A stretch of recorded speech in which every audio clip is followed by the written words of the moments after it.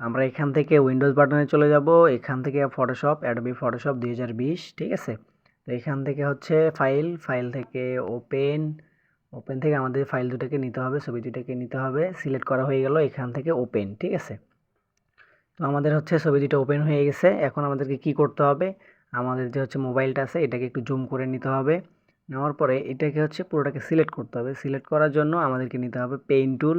আমরা এখান থেকে পেইন্ট টুল নিয়ে নিলাম। নেওয়ার পরে পুরোটাকে সুন্দরভাবে সিলেক্ট করতে হবে, যাতে কোথাও বাদ না যায় বা দেখতে যাতে খারাপ না লাগে, সুন্দরভাবে সিলেক্ট করতে হবে। তো আমাদের হচ্ছে এই তো এই জায়গাটা একটু মনে হচ্ছে এমন হবে, তো এটাকে সিলেক্ট করে নিলাম সুন্দরভাবে। হ্যাঁ, এই তো আমাদের পুরোটা সিলেক্ট করা হয়ে গেছে। এই পাতটাকে একটু কমাই দেওয়ার জন্য উপর থেকে আমাদের হচ্ছে পিটি, এই যে পিটি অপশন দেখা যাচ্ছে, এটাকে একটু কমাই দিব। তো এখন দেখেন এটা চিকন হয়ে গেছে। এখন সলিড কালার দিতে হবে, এখান থেকে সলিড কালার, হ্যাঁ সলিড কালার, এটাকে অবশ্যই ব্ল্যাক রাখবো, আমরা ব্ল্যাক দিব, ঠিক আছে। ওকে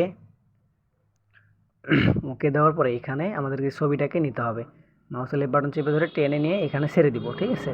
এখন আমাদেরকে এটাকে ট্রান্সফর্ম করতে হবে, কন্ট্রোল টি দিয়ে ট্রান্সফর্ম, ঠিক আছে। কন্ট্রোল টি দিয়ে দিলাম ট্রান্সফর্ম। এখন হচ্ছে এটা ব্যাকগ্রাউন্ডটা দেখা যাচ্ছে না, তাই সুন্দরভাবে বসাতে পারতেছি না।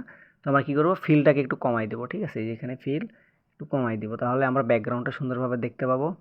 তো এই যে হচ্ছে এখন সুন্দরভাবে আমরা বসিয়ে নিতে পারলাম। আমাদের বসানো হয়ে গেলে আবার কি করব, ফিলটা আবার বাড়ায় দিব, ঠিক আছে।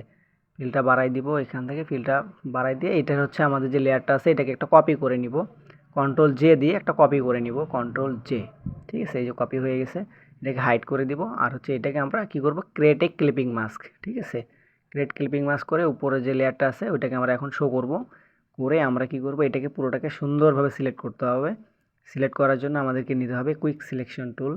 এই যে এখান থেকে কুইক সিলেকশন টুল, সুন্দরভাবে পুরোটাকে সিলেক্ট করে নিতে হবে।